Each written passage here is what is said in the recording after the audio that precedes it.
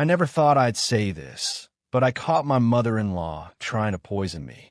Not in some metaphorical, overdramatic sense, in a very real, terrifying way. This isn't just a story about in-laws clashing. It's about betrayal, secrets, and a family dinner that turned into a psychological battlefield. One split-second decision changed everything. It all started on a warm Sunday evening in late spring. The kind of day where everything feels deceptively peaceful.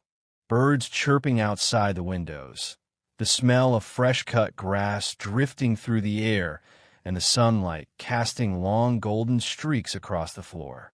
I remember looking at myself in the mirror just before we left the house, smoothing out the soft fabric of my sundress, trying to summon the best version of myself. Calm, pleasant, agreeable. Daniel, my husband, was already waiting by the front door with his keys in one hand and a bottle of wine in the other. "You look amazing," he said, offering me that warm, boyish smile that made me fall for him in the first place. "Let's try to have a good time tonight, okay?" I nodded. We always said that before going to his mother's house. It had become our ritual, our whispered prayer before stepping into enemy territory. Patricia, my mother-in-law, was the kind of woman who had perfected the art of polite cruelty. Everything about her was sharp. The cheekbones, the tailored suits, the passive-aggressive compliments. She never outright insulted me, but her disapproval always hung in the air like expensive perfume. I was too different for her taste, too loud, too opinionated, too modern. Still, I tried. I always tried. It mattered to Daniel, and so it mattered to me. When we pulled into the driveway of her home, a stately colonial with perfectly manicured hedges and a porch swing that had never actually been used, I felt the usual tightness in my chest. Not fear exactly, more like the anticipation of walking into a test you didn't study for, hoping the questions would be merciful. She greeted us at the door, all warm smiles and air kisses. "Elise, you look rested," she said. Rested, as if implying that I usually looked exhausted. I smiled back and thanked her anyway. Inside, everything was pristine. The kind of place where you instinctively spoke in hushed tones, as if loud voices might disrupt the delicate balance of carefully arranged throw pillows and crystal glassware. The table was already set, of course. Linen napkins folded into origami shapes, silver polished to a mirror shine. Greg, Patricia's husband, met us with a firm handshake and a kind smile. He was always the buffer in the family, gentle, affable, with a dry wit that made him surprisingly easy to talk to. If Patricia was the queen of the castle, Greg was the castle's heartbeat. "Steady, reliable. Smells amazing in here," Daniel said as he walked toward the kitchen. "What's cooking?" "Leg of lamb," Patricia answered, "with rosemary and garlic, just like Daniel likes." Her eyes flicked to me for the briefest moment. I thought I'd do something traditional. Familiar. I nodded, my smile fixed in place. "It smells wonderful." As we settled into the living room, I noticed small things that felt off. Patricia was being overly nice. Not her usual, polished kind of nice, but a little too sweet. Too performative. Complimenting my earrings. Offering me my favorite tea, which she usually made a point of forgetting. And then there was the wine. She had set it aside on a small table, not opened yet. "I thought we could all have a glass before dinner," she said, her voice honeyed. When Greg stepped out of the room to take a call and Daniel followed him to help with something in the garage, Patricia and I were left alone. That's when she suddenly became still. No more fake smiles, just silence and a sharp stare. "Elise," she said, as if testing the sound of my name. "Do you ever wonder if people can really change?" The question caught me off guard. "I think people can surprise you," I said carefully. She didn't respond, just looked at me with something unreadable in her eyes. Then, like a switch flipping, she smiled again. "Well, maybe tonight will surprise you." And with that, She stood and walked into the dining room to open the wine.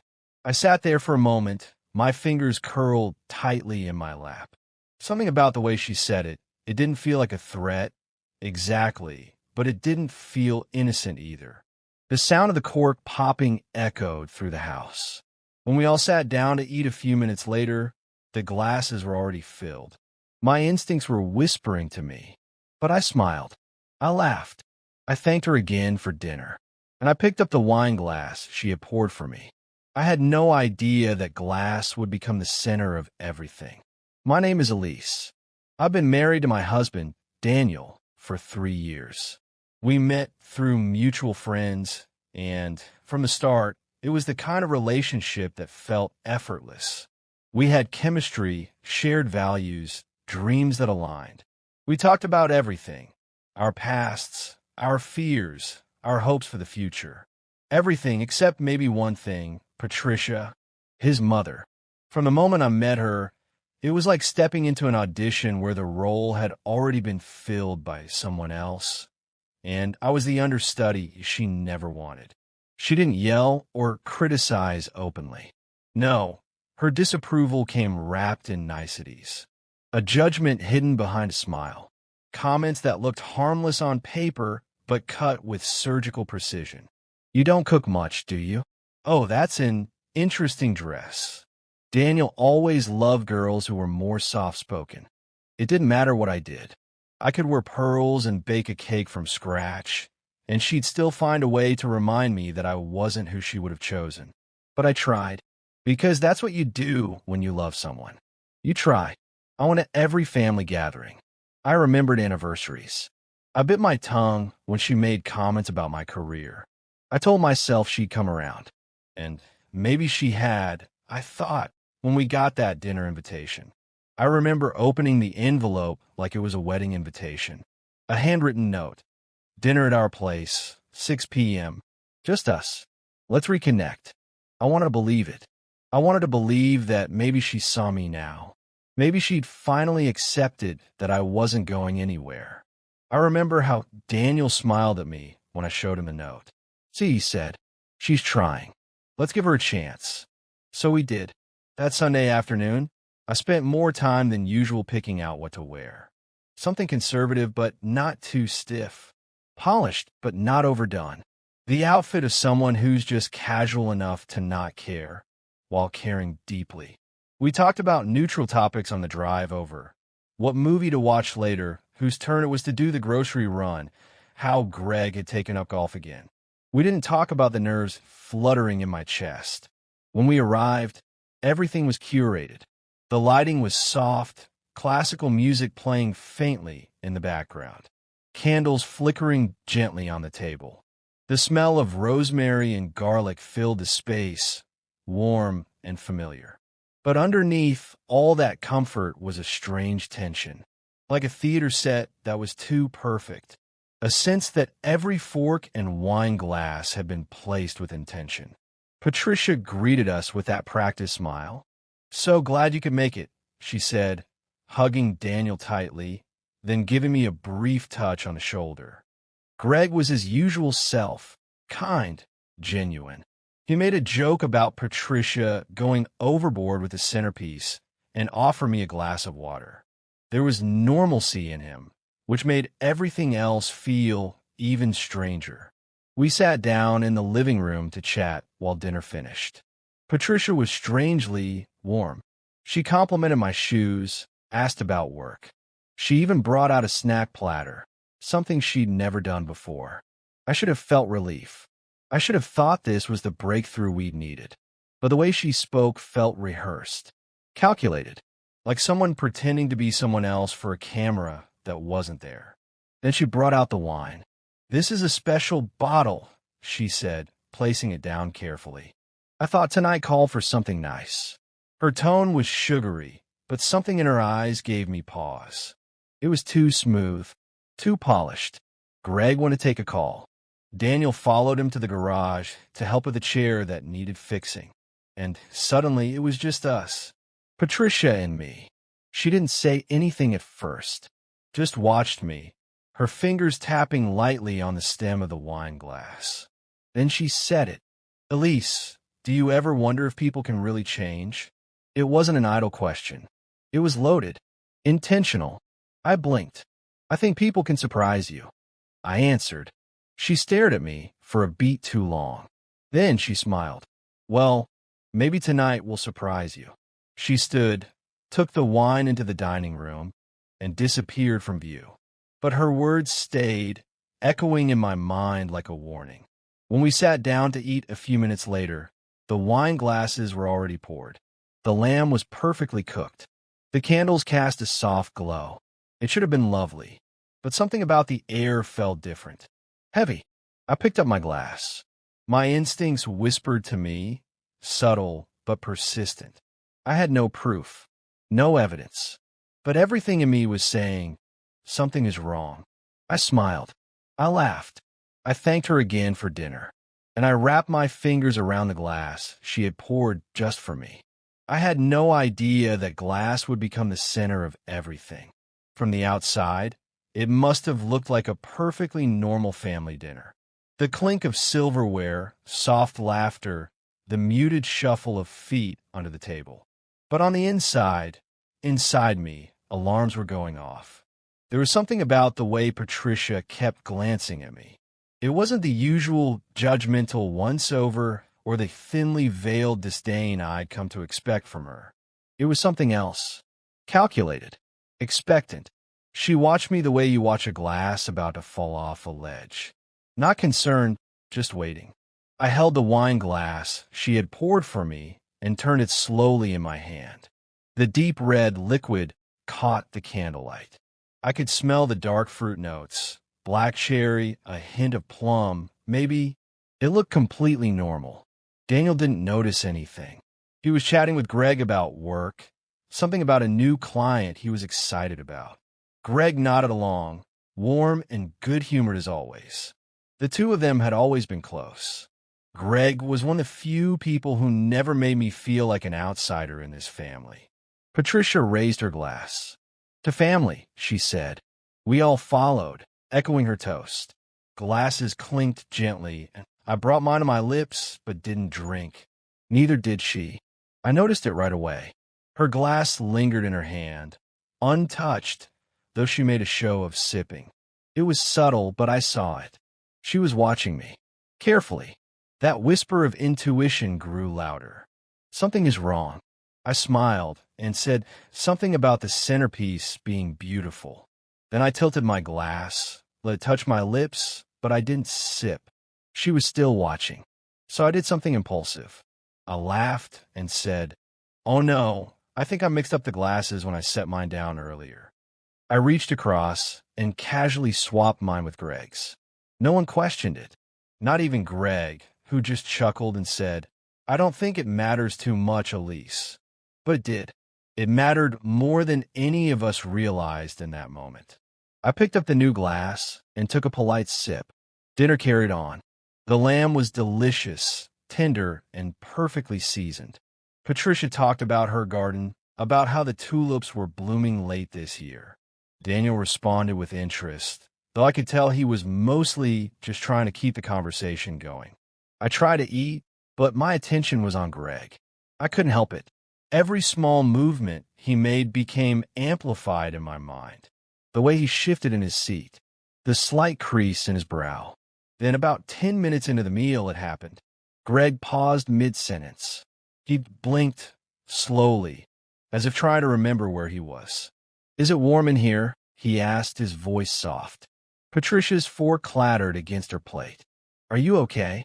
He rubbed his temple. I don't know. I feel a little dizzy." The room went quiet. Even Daniel stopped chewing. Greg tried to stand, but he stumbled. He grabbed the edge of the table, his knuckles turning white. Then his knees buckled. He collapsed. Daniel rushed to his side, panic in his voice. Dad, are you okay?" Patricia screamed. Genuine or not, I couldn't tell. She fell to her knees beside him. I just stood there, frozen, because in that moment, the horrifying realization clicked into place. That was supposed to be me. The wine, the timing, the watching, the hesitation. Whatever Patricia had done, whatever she had put in that glass, Greg had just consumed it. Daniel grabbed his phone and called 911 while I knelt next to Greg, checking his pulse. He was breathing, but barely responsive. His face was pale, sweat beading along his forehead. The paramedics arrived within minutes, but it felt like an eternity. They loaded Greg onto a stretcher and rushed him to the hospital. The rest of us followed, but the silence in the car was suffocating. Daniel held my hand tightly as he drove, asking questions I couldn't answer. What happened? Did he eat something weird? Was it the wine? I didn't say anything. Not yet, but my mind was racing. Playing and replaying the moment, I switched the glasses. And Patricia? She didn't say a word. She just sat in the back seat, her hands clenched in her lap, her eyes fixed on nothing. It wasn't guilt that gave her away. It was fear, a different kind of fear, the fear of losing control. When we got to the hospital and the doctor started asking questions, she stayed quiet. Greg was stabilized, but unconscious. They took blood samples, asked about allergies, medications. One of the nurses mentioned that his blood pressure had plummeted dangerously low. Daniel looked shaken. I'd never seen him that pale before. And Patricia? She kept glancing toward me, not to ask if I was okay, not to comfort Daniel, but like she was waiting for me to say something, to accuse her. But I didn't. Not yet. I just looked at her, and I let the silence hang heavy between us, because now the pieces were falling into place, and I needed to be sure, because the next move I made would change everything. Greg was rushed into the emergency room. Bright lights, frantic voices, the beeping of machines. Everything felt surreal. The hospital was a blur of motion, and yet I felt completely still, like I was watching a movie play out from outside my own body. Daniel filled out paperwork with shaking hands. Patricia sat in one of the plastic chairs, staring straight ahead like a statue. I paced the floor, not because I was worried, but because I needed to move. I needed to keep my blood from turning to ice. A nurse called Daniel and Patricia into a consultation room. I wasn't asked to join. I stayed behind in the waiting room, eyes fixed on the door, heart pounding with the weight of what I knew and what I still didn't. When they came out, Daniel looked shaken. He said the doctors were running more tests, but it looked like a reaction to something Greg had ingested, possibly a sedative. Patricia said nothing. Her face was unreadable, but her eyes met mine for the first time since we arrived. There was a flicker of something there, maybe fear, maybe defiance. We waited and waited. It was close to midnight when a doctor finally approached us. Greg was stable. He would need rest and more observation, but he would be okay. The doctor looked puzzled, though. We found a sedative in his system, he said, one that doesn't match any of his prescriptions. I watched Patricia closely as the doctor spoke. She didn't flinch. She didn't gasp. She didn't ask any questions. And that silence said everything. Later, when Daniel stepped away to call his sister and update her, I found myself alone with Patricia in the hallway. The silence stretched between us. I turned to her slowly. It was meant for me, wasn't it? She didn't respond right away, just kept her gaze forward. Then she let out a long, shaky breath. Her voice came out barely above a whisper. You were ruining everything. I felt a chill run down my spine. What does that mean? I asked. Ruining what? She shook her head, as if the words hurt her. Daniel, us, our family. He was different with you. You made him distant. I stared at her, stunned. So you thought drugging me would fix that? It wasn't poison, she said quickly, defensively. It was just supposed to make you tired, slow, maybe fall asleep early. You were always so sharp, so ready with your opinions. She said it like it was a flaw, like confidence was a crime. I stepped back from her, not out of fear, but disbelief. You could have killed him. She said nothing. Her eyes glistened for a moment, but not from guilt, from frustration, like a plan unraveling. That moment changed everything for me. I no longer felt like a guest in that family. I felt like a survivor, and that meant I had choices to make. Choices about what to do next. Choices that would shape everything that followed. Because secrets like that don't stay buried. And poison doesn't just fade away. It lingers. In the bloodstream. In the family tree. In the trust that's shattered when someone you're supposed to call mom looks you in the eye and admits she wanted to make you disappear. Greg was discharged 3 days later. He didn't remember much from the dinner, just that he'd been feeling lightheaded, and then everything went black. The doctors told him it was a reaction to something ingested, likely accidental. They didn't push further. No one did, except me. Daniel was torn. He wanted to believe it was all a terrible misunderstanding. A mix-up, maybe something in the food, maybe a bad reaction to the wine. Something, anything other than what I knew it was. Patricia maintained her silence. She didn't deny it, but she never owned it either. When Daniel confronted her privately, she turned the conversation around, deflecting, crying, saying I was trying to turn him against his own mother. He didn't know what to believe. For a while, we didn't talk to them. There was this cold, aching distance between all of us. Holidays passed without invitations. Texts went unanswered. Daniel would sit on the couch, phone in hand, staring at a blank screen, wondering if he should call her. I didn't tell him not to. I just didn't say anything. I didn't need to, because Patricia's silence said everything. Eventually, she asked to see me. Alone. It was at a quiet cafe, away from town, as if secrecy still mattered to her more than accountability. She sat across from me, dressed impeccably, like always. But she looked tired. There were shadows under her eyes. "Elise," she began, "I never wanted to hurt anyone. You drugged me," I said calmly. "You almost killed your husband." "It was just supposed to make you tired," she said again, clinging to that line like a lifeline. "I wanted Daniel to see you the way I did, unfit, dramatic. You were taking him away from me." "No," I said. "I wasn't taking him. He chose to grow. He chose to set boundaries. You just never learned how to respect them." She looked away. For the first time, she didn't have a rebuttal. And then she said something I didn't expect. "I've started therapy." I raised an eyebrow. "It was court-mandated?" I asked. She shook her head. "No one called the police. No one pressed charges. But I knew what I did. I knew I needed help." That surprised me, deeply, because Patricia had always been the kind of person who never admitted fault, never said sorry, always found a way to spin the narrative. But here she was, owning it in the smallest, most uncomfortable way possible. She looked up at me. "I don't expect forgiveness, but I want you to know I'm trying, and I'm sorry. It didn't fix anything, but it meant something." I nodded, not because everything was okay, but because I saw the first real crack in her armor.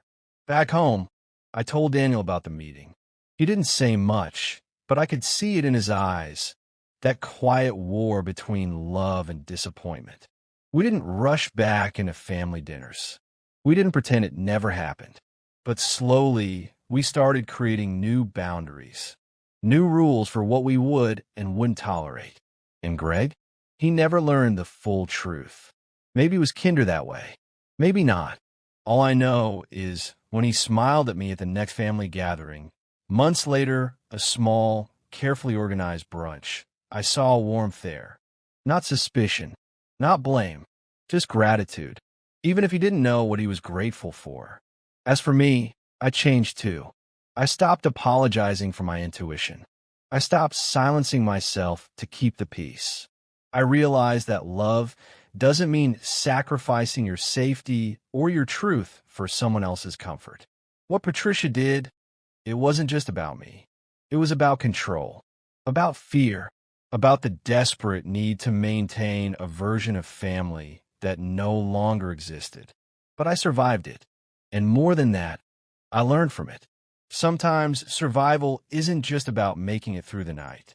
It's about reclaiming your voice, even if it shakes, even if it costs you something, even if the people who should have protected you are the very ones you needed protection from. Months passed. It wasn't just the incident that haunted me. It was everything that came after. The quiet rebuilding, the constant reevaluation of trust, the cautious way I now moved through every family interaction. Nothing was the same, and I don't think it ever would be. Daniel and I started therapy together and individually. We both needed it. He had to come to terms with the image of his mother shattering. I had to confront the anxiety that now lived in me like a shadow, crouched in the corner of every normal moment. Sometimes I would wake up at night, heart racing, with flashes of that evening playing on repeat. The clink of the glass, Greg's body hitting the floor, Patricia's silence. And then I'd reach for Daniel, and he'd be there, always there, trying to hold the broken pieces of us together.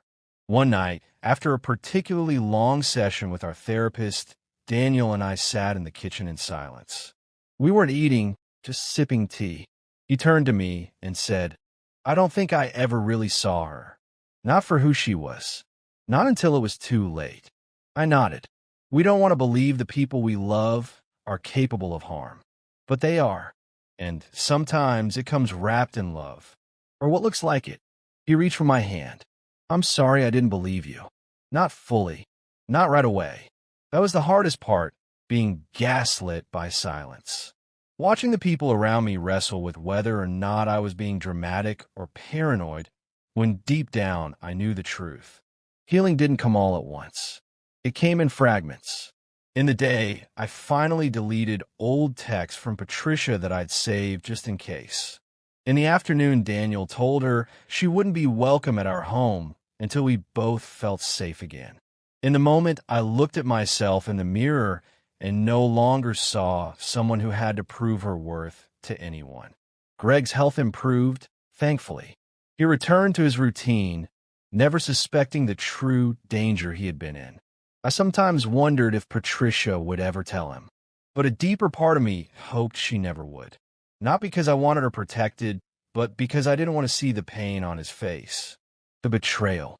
We saw Patricia occasionally, in controlled settings, with clear expectations. There were no more overnight visits. No shared holidays. Just boundaries. Guardrails. Space. And oddly, in that space, some version of civility returned. She was different. Calmer. Quieter. Still Patricia, but with the sharp edges dulled. Maybe the therapy was working. Maybe nearly losing everything had made her face herself. But I never let myself forget. Not fully. Because forgiveness is not the same as forgetting. It's a choice. A process. A boundary you build not to let someone back in, but to keep yourself safe while you live beyond the damage. And the biggest thing I learned through it all? That strength doesn't always look like confrontation. Sometimes strength is quiet. It's in the pause before sipping the wine. It's in the decision to switch glasses. It's in the moments no one sees, where survival looks like grace. And I survived. We survived, but we would never be the same. Looking back now, I realize that this wasn't just a story about a near poisoning at a dinner table. It was the unraveling and the rebuilding of identity, of relationships, of trust. Because when you come face to face with betrayal, especially from someone who's supposed to love and protect you, it changes you. It changes how you walk into rooms, how you read silence, how you define family. The scars it leaves aren't always visible, but they're there. They show up in how quickly you check expiration dates, and how carefully you watch people pour your drink, and the hesitation before trusting someone's smile.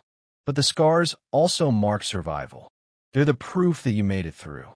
I don't tell this story to cast myself as a victim. I tell it because I think so many people go through quiet wars, silent battles that play out in kitchens, in hospital rooms, in unspoken moments at family gatherings. And maybe someone out there needs to hear that they're not crazy. that trusting your gut isn't drama, that boundaries aren't cruelty, that sometimes the most powerful thing you can do is nothing loud at all, just a quiet act of defiance, like switching glasses. Patricia and I will likely never be close. There's too much history now, too much truth between us to pretend otherwise. But I don't hate her. I've learned that people carry brokenness in ways that sometimes spill out and hurt others. And while that doesn't excuse what she did, it does make me think about the layers we all wear, the fears we inherit, the stories we tell ourselves. What she did was unforgivable. And still, I found my way to a kind of peace. A peace built not on forgetting, but on knowing exactly what happened and choosing to move forward anyway. So if you've ever been in a room where your presence felt like a threat, if you've ever smiled while quietly protecting yourself, if you've ever sensed danger dressed as decorum, you're not alone. You're not imagining it, and you are allowed to survive it on your own terms. Because sometimes survival isn't just about escaping danger. It's about writing the ending to your own story. And this is mine. Thank you for listening.